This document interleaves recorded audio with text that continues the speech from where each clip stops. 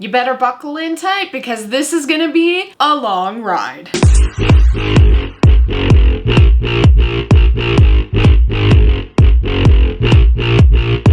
Hey guys, Melinda here. Today is gonna be quite the video, and that is because I'm going to be talking about the Netflix original trilogy, Fear Street, Part 1, 2, and 3. So I was so excited for this to come out because I've never seen anything like it before. The Fear Street trilogy is 3 different movies, but are all connected and tie into the same storyline. It's very interesting because it's not like a sequel, you know? It's not like Nightmare on Elm Street and then Nightmare on Elm Street 2, where it's the same villain but like a different cast. It's the same cast throughout. We're just getting 3 different stories within the same timeline, which is very, very unique, very different. Hence why I was very intrigued by it and why I am going to be talking about that today. I thought about doing 3 separate videos, but why do that when you can lump it all in one video? Am I right? I have a lot to discuss because I'm talking about 3 movies, so I think we're just gonna cut the chit chat and jump right into it. For those of you who haven't seen any of my other movie or TV reviews, I like to review it in a way that gives no spoilers, so that way anybody can click onto this video and get an idea if they want to go watch it, hear my thoughts, my opinions, stuff like that. And if you guys want to talk about anything, leave it down in the comments down below. I'd love to have a discussion. So without further ado, let's get into this. So the way that I took the notes about it is I took notes per every film versus trying to watch all of them and then write down all of my thoughts, because it's a lot easier for me to write them down as I'm watching them. So we are gonna go in increments from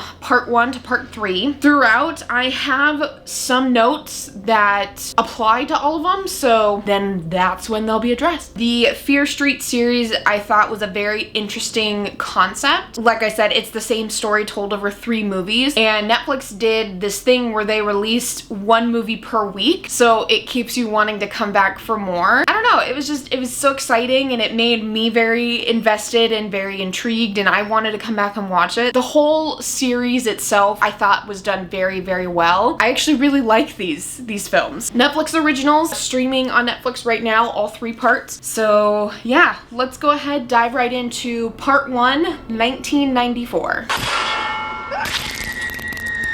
I loved the opening credit sequence that we get in 1994 because it gives us all the info that we need in a very quick and efficient way, and it's just told so beautifully. It's showing like newspaper clippings and a voiceover from like either TV or radio and like explaining all these tragedies, Sunnyvale versus Shadyside. So I just thought it was beautifully executed and it was amazing cinematography. So the fact that that's how we start with the movie, I was already impressed and became very, very intrigued with what is to follow. I want to say that the way that all 3 movies, the stories are told, is told in a very good way because it has you asking questions throughout, and not like bad questions, curiosity questions that eventually do get answered. So 1994, what this specific film is about is we are jumping right into present day, learning about the tragic town of Shadyside and its neighboring town, Sunnyvale. Sunnyvale is like this preppy,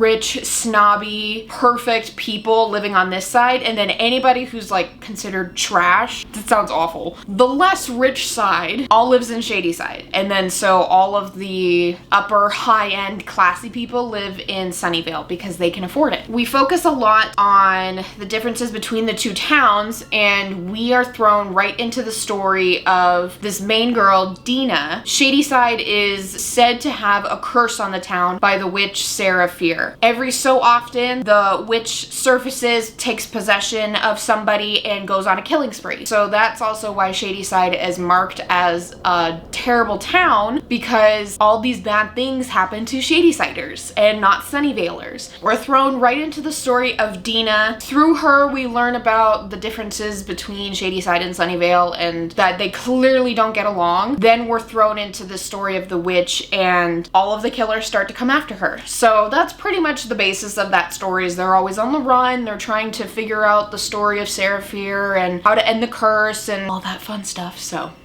So the very first question that comes up is, why would people live in Shadyside if it's such a tragic town and it has this bad name and reputation on it? The question does get answered. I just love how the story and the script is set up in a way to create these questions for the audience, to keep them invested to get the answers to these questions. I felt like this movie was trying really hard to be nostalgic and trying to incorporate anything that was associated with the 90s. So they were playing 90s music as often as they could. We have AOL, IM, instant messaging, and they definitely tried to capture the 90s grunge aesthetic, especially within Shadyside. So a lot of their costumes were like that vibe, atmosphere, environment was totally 90s grunge. I don't want to say like it was over the top and it was too much, but it definitely made me feel like they were trying to, hey, we're set in the 90s in case you didn't know. I like the surprise. Sam is Dina's girlfriend. So the way that they set up her introduction is that you make it think it's gonna be the boy, but really it's the girl. And I just love that little surprise. I wasn't expecting it, and it was a nice twist, and it was kind of refreshing, especially because we are not nearly as open back in the 80s and 90s about same-sex relationships. I thought they did a very great job at capturing what it was like to be gay back in the 90s. I thought they did an incredible job about it. I was very confused with the relationship of Kate and Simon, who are best friends to Dina. The very beginning of the film makes it seem like they're dating,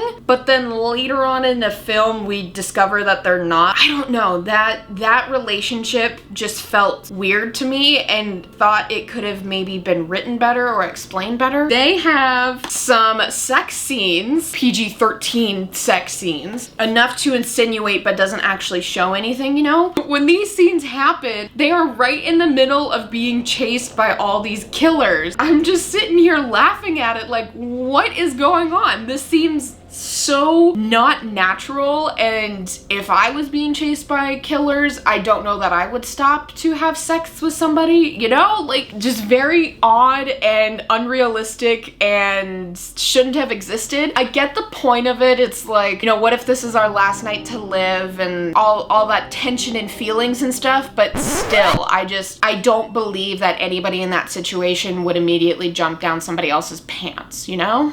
I wrote that this movie is a very clever story, and there's a lot of twists that I wasn't expecting, which is kind of surprising because, you know, at this point, I'm a horror movie enthusiast. I've seen it all, but this was a very nice, unexpected film, and it was written so well. It was so clever, and it just was good. It was a really good movie. There are some comedic elements as well, and I thought that it's not overly used to the point where you think this film would be a comedy, but it's just enough to break up all the tension and excitement that's happening. So I thought the comedic elements were very perfect, and they worked very well with the script, and they were timed well, and it all worked together. It was beautifully done. I will say, obviously there are some deaths in this film, and I just want to say that the inclusion of actually showing the death I thought was a brilliant take on it, because then we see it's not a happy ending, and it's actually a pretty gruesome and dark and brutal story. That itself is very realistic, and what we're left off with this film is it's not a happy ending, which is generally when you have horror movies, you want it to be tied up in a pretty bow and have a happy ending so everybody can like breathe after the film, you know? Just very well done, and very, very impressed with what I saw, and a really good plot twist at the end too. When I initially saw the trailer for this, I thought it was gonna be all centered around stories about Sarah Fier cursing the town. I thought the other two films were gonna be centered around what happened, but the way that we are left with 1994, I discovered that they're all connected and that the story is going to continue following Dina. So I thought that was amazing. I was so excited, probably more excited with that thought, because I want to see what happens to Dina and what happens to her friends. So that's how we leave 1994. Again, thought it was very well done, and very impressed with the first of the trilogy, and was so excited to see the other two parts. So with that, we are gonna roll into part 2, 1978.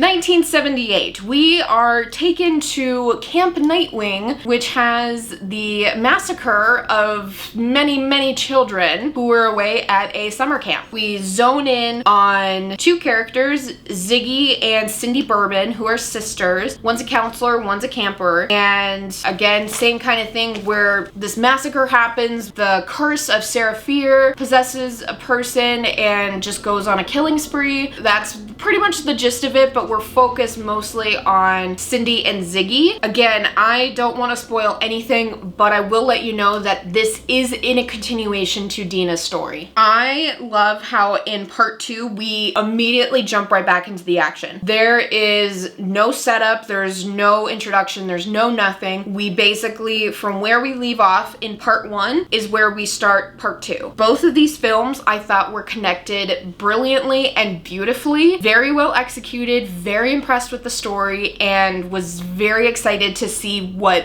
this part was going to give us. I will say that some of the dialogue does contradict itself. As a writer, I think of these things, that if you have something that contradicts itself within the script, come on. I know it's really minuscule, but still. I love that we get a connection to another serial killer. We have a character, Nurse Lane, who is the mother of Ruby Lane, who we learned in part 1 was another killer of the Curse of Sarah Fear. I just love how we get these little hints and there's always somebody connected. Again, it was done so well, executed very well, and so brilliantly written that I could tell that they really took their time to get all these little details correct. I have never been to a summer camp, but I do want to say that I think that this film really captured the essence of what it was like to be at a camp, especially in the 70s. Again, they have that nostalgic to it where they tried to incorporate 70s music at any time that they could, and I could definitely tell by what they're wearing is very 70s as well, so that was done very well. Again, very impressed with it. All these little details were wonderful,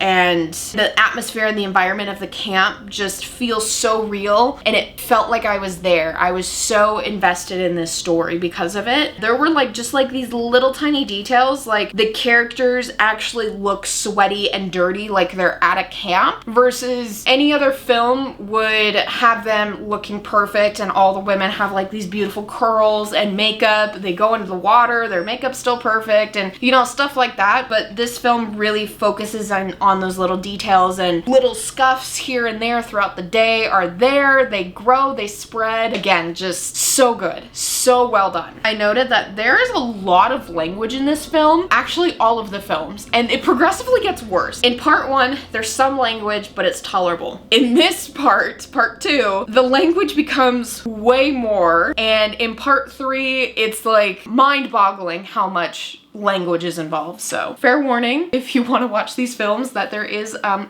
lot of language. As I was watching this film, I thought it was weird to tell the stories backwards, like we're going back in time, but later on throughout the film, I actually think that it was very well done. Love the idea of going backwards and finding out and unraveling the mystery this way. Again, everything is just really thought out and very well done. The murders in this film, again, are also very gruesome and brutal. There is more sexual situations in this part than in part 1, to the point where I was a little uncomfortable by it, so I wanted to give you guys that fair warning. There is also the usage of drugs in this part, and it can get disgusting at times. Just fair warning and giving you guys a heads up going into this film. There were a lot of cute and clever moments throughout this script. These little parts here and there, very, very well done, and kept me very interested and intrigued with what is to follow. Getting towards the end, I was able to predict the big plot twist reveal. I don't know if I guessed it correctly because they were sprinkling little hints easily and throughout, and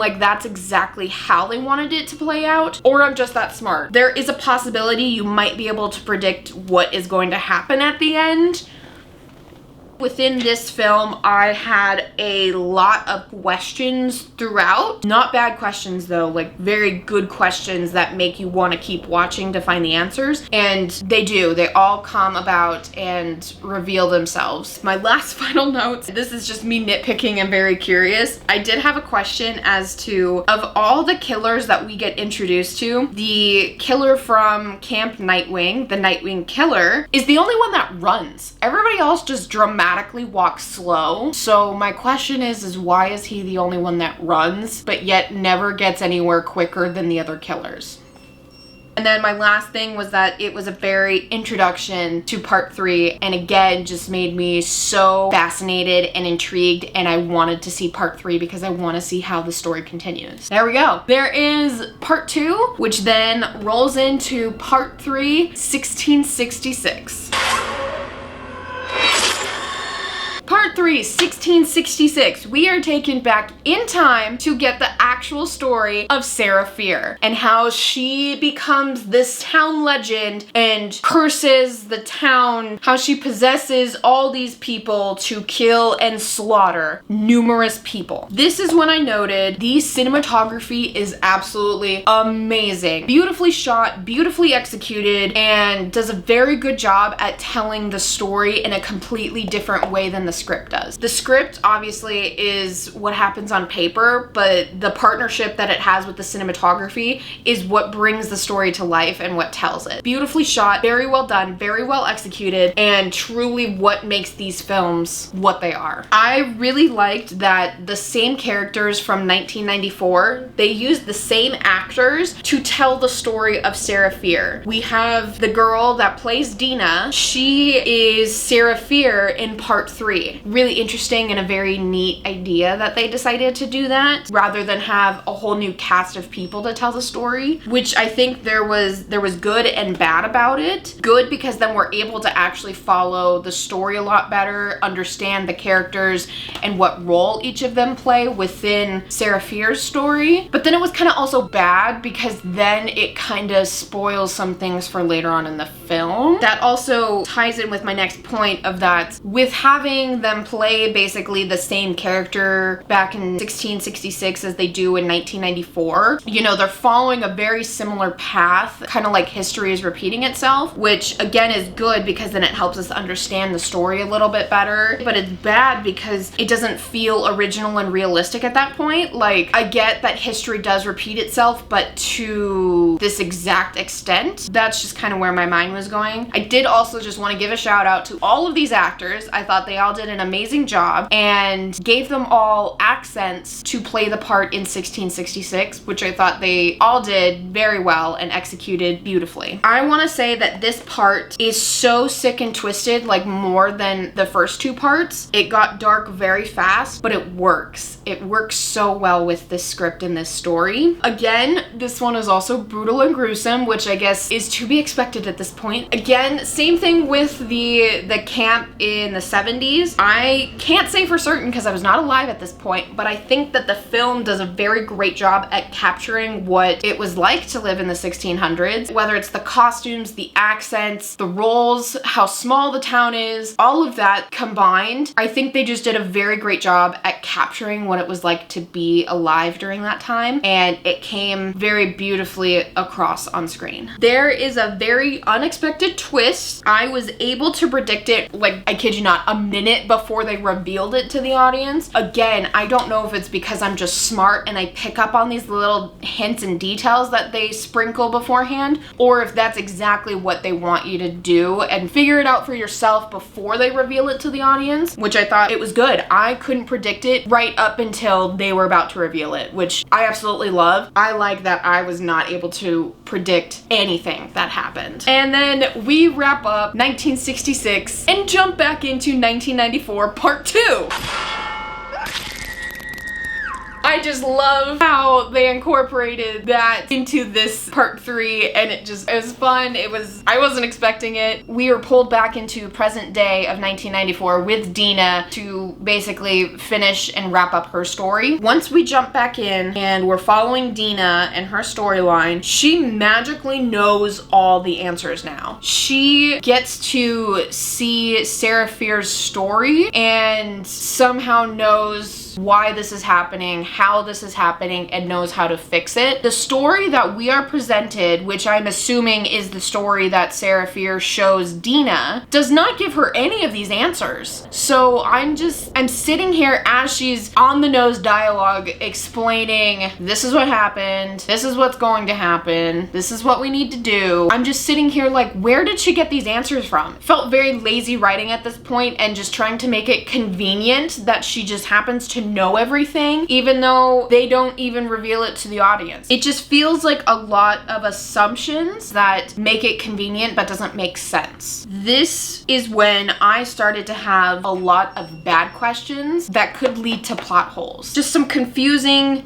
stuff, man. So that just kind of bothered me a little bit. But either way, again, it's a very clever story. I love the ending, obsessed with it, and very funny, original, and different. Very unique. Very, very impressed with the story and what's presented to the audience. I'm overlooking my notes and like things that I wanted to talk about but realized I can't because it will give spoilers, and it's just a lot of plot hole questions that I had. I wrote, it's a very good ending. It balances the good and the bad between Sunnyvale and Shadyside. And of course, the way that they ended the series on a cliffhanger to insinuate that there could be another film, another trilogy. I don't know what they would plan to do with it. That's how they left it. Overall, I was very impressed with the series. This trilogy was so fun. It was so different, executed beautifully, obsessed and in love with everything. The script, the storytelling, cinematography, the connection, the way that it's told, the timeline, everything about this trilogy I thought was spectacular and